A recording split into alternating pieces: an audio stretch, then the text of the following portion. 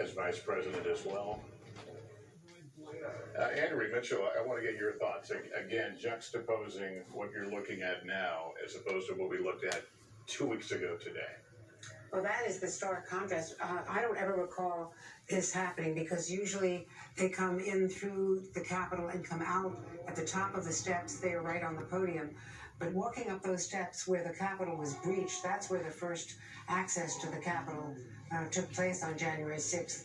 I think that was a symbolic greeting by Senators Klobuchar and Blunt, who were the two chairs, the leaders, bipartisan of the Rules Committee, which is traditionally done. And now they're coming into the Capitol together up the steps.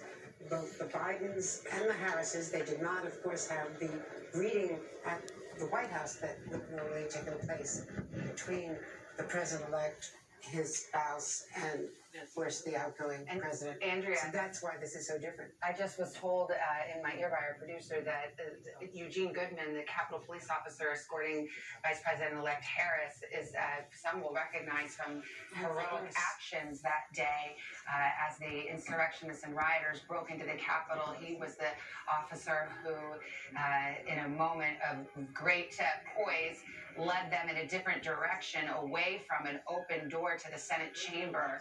And in that moment, many have said perhaps saved untold lives.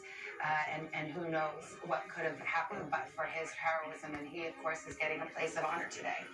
Well, Savannah, in fact, they are voting to give him the Congressional Gold Medal for that bravery and for the brilliance, really, of his quick decision-making.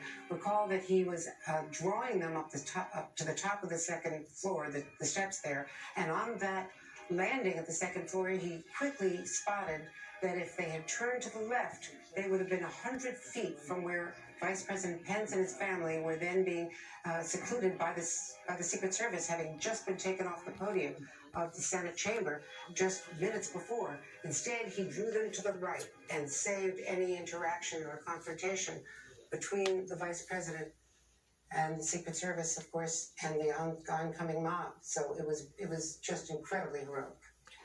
All right, Andrea, thank you. Let's go to Hallie Jackson right now. Hallie, again, putting into perspective all this, your thoughts. I'm struck by a couple of things, Lester.